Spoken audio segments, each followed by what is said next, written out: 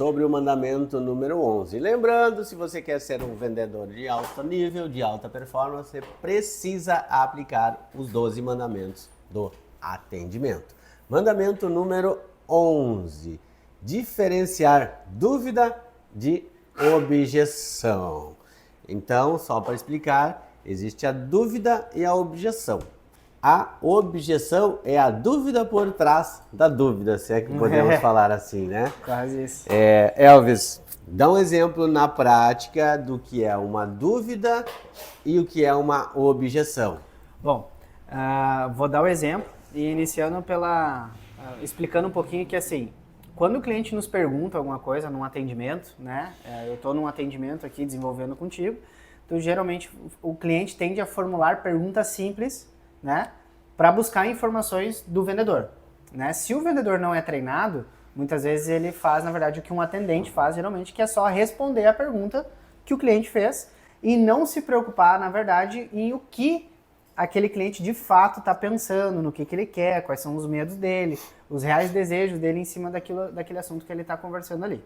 Então, um exemplo muito comum que a gente usa é assim, o cliente veio perguntando onde fica a loja, né? Principalmente às vezes para provedores que hoje vendem na rede neutra ou coisa assim, né? Que estão longe muitas vezes no atendimento remoto, online. O cliente pergunta, né? Onde fica a loja? Se o atendente ele não está preparado, a resposta dele é muito simples e direta, né? Vou usar o nosso exemplo aqui, olha, a nossa loja fica em Sapiranga, no Rio Grande do Sul. Exemplo. Ele respondeu a dúvida que o cliente perguntou. Perfeito. Mas por trás dessa dúvida há uma objeção. Há uma objeção. Por trás da dúvida, aonde fica a loja de vocês? Qual objeção tem por trás? Provavelmente alguma objeção ligada a suporte, a confiança, a credibilidade, né? A capacidade do provedor realmente suprir as necessidades desse cliente quando ele precisar, né? Aonde fica a loja, na verdade, ele pode estar querendo dizer assim, se eu tiver algum problema, se eu precisar falar com alguém, aonde eu vou, com quem eu falo, quem resolve esse problema para mim, como que funciona isso? Então, uma resposta mais completa, né, é iniciar, na verdade, por esse embasamento, né, que seria, por exemplo, dizer assim, olha só, hoje o que acontece? Nós não temos mais loja física, né, em alguns lugares, por quê? Porque a loja física, ela depende do senhor ou da senhora sair da sua casa, né, tirar o seu tempo ou da sua casa ou do seu trabalho para ir até a loja, resolver algum problema, e isso ainda tem que ser em horário comercial. Hoje o nosso atendimento ele é 24 horas por dia, né, um exemplo, no WhatsApp. Então, quando você precisar, a gente vai estar aqui, eu vou estar aqui pessoalmente para esclarecer e resolver qualquer problema que você venha ter, até porque a nossa loja hoje ela fica em tal lugar. Então, um exemplo bem resumido, eu primeiro identifico, interpreto essa objeção dele, trato a objeção e depois dou a resposta mais simples no final que ele quer, porque no final ele também quer de fato saber às vezes aonde é a loja.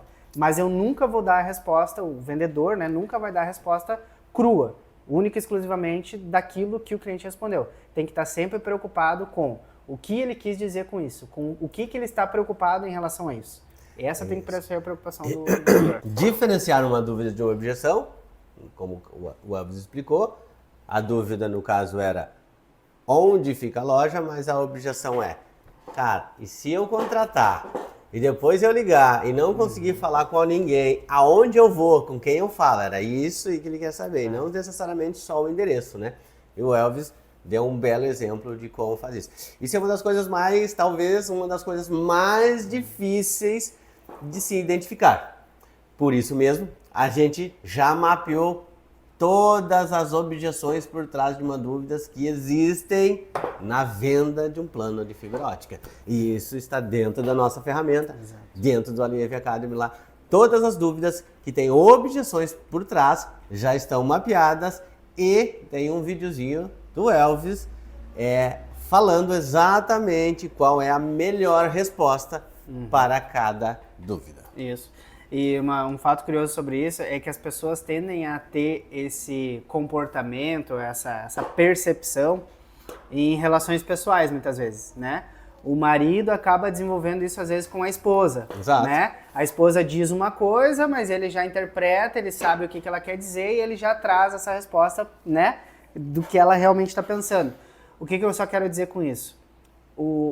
Uma relação entre um método ou um vendedor e um cliente, depois que ela é estabelecida, é possível mapear quais são essas objeções. Por isso que nós, depois de 70 mil atendimentos, a gente conseguiu mapear isso, a gente conseguiu entrar na cabeça do cliente que compra internet fibra ótica através da internet e entender quando ele pergunta alguma coisa, o que ele realmente quer dizer, né? Porque pessoas que se conhecem há muito tempo tendem a ter isso uma sobre a outra. Já mapearam. Quando aquela pessoa fala isso, na verdade, ela pode estar querendo dizer isso, ela pode estar preocupada com isso, né? Quem tá vendo aí agora e tem namorado, namorada, sabe do que eu tô falando. E nós temos isso com o nosso cliente. Um Então, exemplo, quando a namorada ou a parceira fala, pode ir?